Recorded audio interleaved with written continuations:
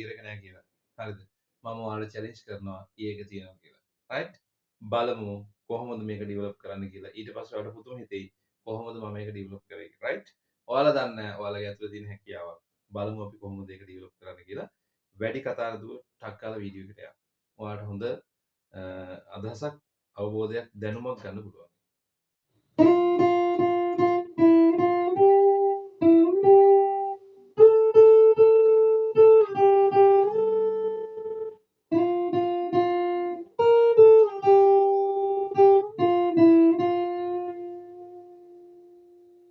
ඔන්න දැන් අපි හදන්නේ ඔයගොල්ලන්ට චූටි උදව්වක් කරන්න තමයි මම හදන්නේ. මේ උදව්ව හරියට ගන්න ඕන ඔයගොල්ලෝ. හරිද? දැන් ඔන්න මම කියලා දෙනවා. දැන් මම ප්ලේ කරේ සුනිල් පෙරේරා මහත්මයාගේ ඔබ දුටුවේ මුල් දිනේ කියන සින්දුවේ සින්දුව තමයි ප්ලේ කරේ. ඒකේ පළවෙනි කොටස. එතකොට ඔයාලා කරන්න ඕන මෙන්න මෙච්චරයි. දැන් පළවෙනි ට්‍රික් එක මම කියලා දෙන්නම්. නොටේෂන් එකක් දැක්කම ඔයාලා හිතන්නකෝ සින්දුව කියලා. දැන් ඔබ දුටුවේ මුල් දිනේ කියන සින්දුව දැන් අපි ගත්තොත් මේ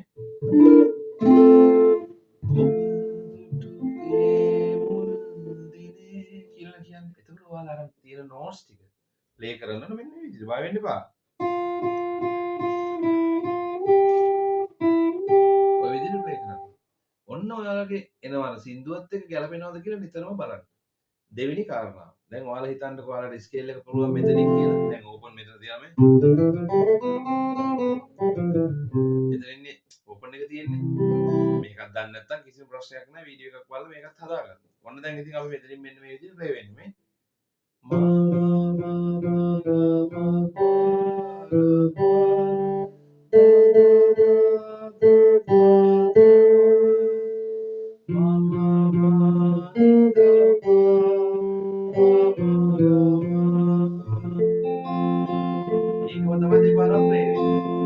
දැන් ඔයාලා වැඩි කලබල වෙන්න එපා. පේලියෙන් පේලිය මෙන්න මේ විදිහට හදාගන්න. දැන් මේ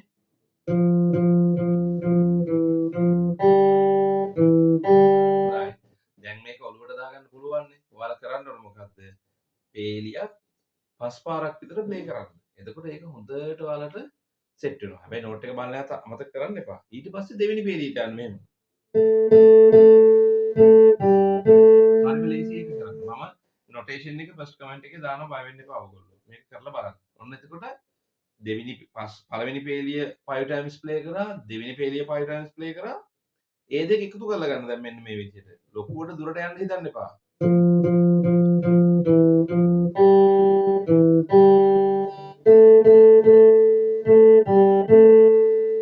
ඒක ටිකක් හොඳට ප්‍රැක්ටිස් කරන්න. ඒක අපි කියනවා මාස්ටර් කරනවා කියලා. කියන්නේ මේක හොඳට හුරු වෙනකම් කරනවා. ඊට පස්සේ අපි යනවා තුන්වෙනි පේලියට මේ.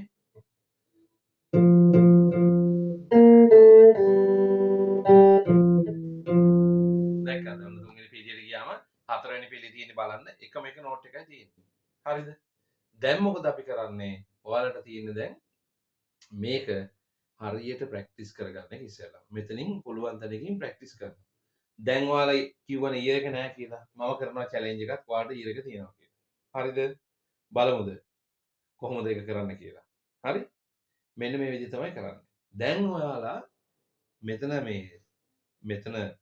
මේ හරියට තියෙනවානේ. මම ටෙක්නිකල් වර්ඩ්ස් පාවිච්චි කරන්න නැතුව ඉන්නම්.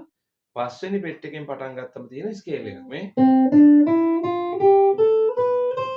අර නෝට්ස් ටිකම තමයි තියෙන්නේ. දැන් මෙතන ඔයාලා පටන් ගන්න නෝට් එක හොයාගන්න ඉස්සෙල්ලා. රයිට් මා නේද? සාරි ගා මා මෙන්න බලන්න. දැන් ඔයාලා try කරලා බලන්න මෙන්න මෙහෙම හොයන්න. වැරදිනේ. ඊළඟට යන්න. අන්න හරියා වගේ නේද?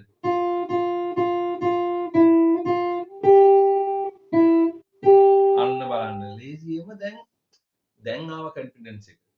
අන්න ඒ විදිහට එකින් එක ටිකෙන් ටික ප්‍රැක්ටිස් කරන්න. මම තව එකක් කියලා දෙන්නම්. දැන් ඔයාලා මෙතනින් ප්ලේ කරන්නේ. මේ බලන්න මෙන්න මෙහෙම බලන්න දැන්. මෙතන ගත්ත මා එකෙන්. දැන් ඔයාලට හිතෙනවා චුට්ටක් වෙන නෝට් එකක් අරන් අපි ගහලා බලමු කොහොමද ගහන්නේ කියලා. right මෙන්න මේ විදිහට ගත්තම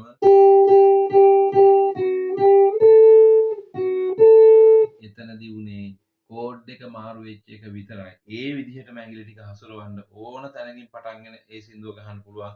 මම දැන් ගහලා පෙන්නන්නම්. right මෙන්න බලන්න.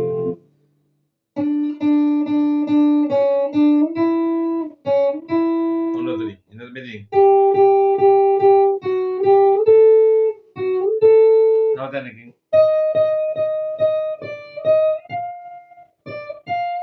දෙක ඕනම තැනකින් අපිට ප්ලේ කරන්න පුළුවන් රයිට් එහෙනම් ඔන්න මං කිව්වා ඔයාලා ප්‍රැක්ටිස් කරගන්න චූටි වෙලාවක් මේකට දවසට ගන්න මට ඕනේ ඔයාලා දියුණු වෙන්න රයිට් එතකොට අපිට ලස්සන මියුසික් වර්ල්ඩ් එකක් හදා ගන්න පුළුවන් රයිට් එහෙනම් ලස්සන වීඩියෝ එකකින් ආයෙත් හම්බෙමු කමෙන්ට් එකක් දාන්න අමතක කරන්න එපා